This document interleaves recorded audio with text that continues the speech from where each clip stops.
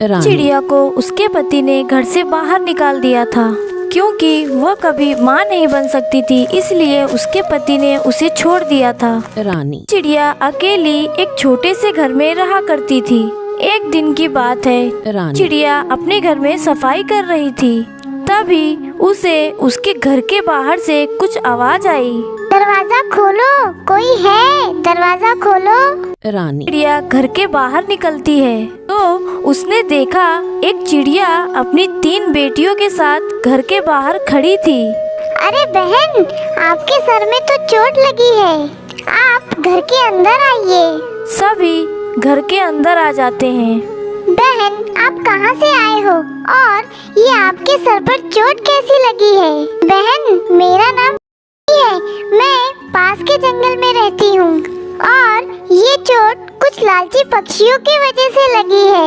ऐसा क्या हुआ बहन जो आपको पक्षी नुकसान पहुँचाना चाहते हैं? बहन, ये मेरी तीनों बेटियाँ कोई साधारण चिड़िया नहीं है, ये तीनों चिड़िया जादुई हैं।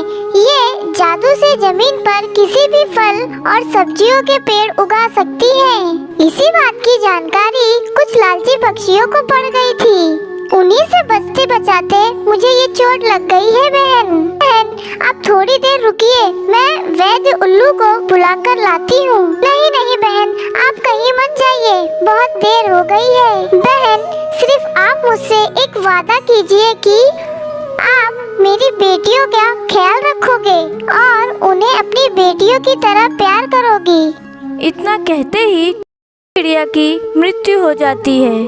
तीनों बेटियां टीना, मीना और रीना रोने लगीं। चिड़िया को समझ नहीं आ रहा था कि वह दुखी हो या खुश हो। बच्चियां की माँ उनसे बिछड़ गई और उन्हें 3 बेटियां मिल गईं। दूसरे दिन अपने खेत पर पहुंची, वहाँ सेठ धनीराम भी था। अरे रानी, मैं तो तुमसे कहते कहते थक गया हूँ कि ये जमीन मुझे बेच दो। तू अकेली इतनी बड़ी जमीन का क्या करेगी? बोल, क्या कीमत है इस जमीन की? सेठ धनीराम, मैं तुमसे कितनी बार कह चुकी हूँ कि मुझे मेरी जमीन नहीं बेचनी है। यह मेरी माँ की आखिरी निशानी है। अगर दोबारा तुमने मुझे जमीन बेचने के लिए कहा तो सरपंच से शिकायत कर दूंगी। सेठ धनीराम जा ही रहा था कि टीना वहाँ आ जाती है। माँ, क्या बात हो गई और आप इतना चिल्ला क्यों रही थी? बहुत पूछने के बाद टूनी टीना को सारी बात बता देती है। माँ, हमारे पास इतनी बड़ी जमीन है, आपने बताया नहीं। हम जादू से इस पर ढेर सारी खेती कर सकते हैं। नहीं बेटी, तुम जादू से कुछ नहीं करोगी।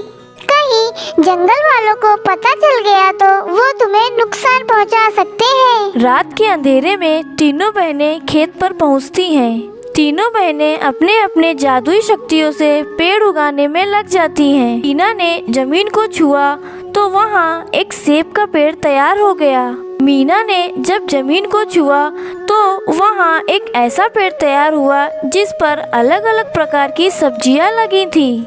रीना ने जब जमीन छुआ तो उस पर आम का पेड़ तैयार हो गया। अगली सुबह रानी जब खेत पर पहुंची तो वो हैरान हो गई। बेटियों, तुम्हें मैंने जादू करने से मना किया था ना? अगर जंगल वालों को पता चल गया तो? माँ, ये जादुई पेड़ है और जंगल का कोई भी पक्षी उन्हें नहीं देख सकता। अरे वाह बेटी, ऐसे तो किसी को पता नहीं चलेगा और इन्हें बेचकर मैं घर का खर्चा भी चला सकती हूँ। प्रिया रोज सब्जी और फल बाजार में बेचने लगी और खुशी खुशी सब साथ रहने लगे।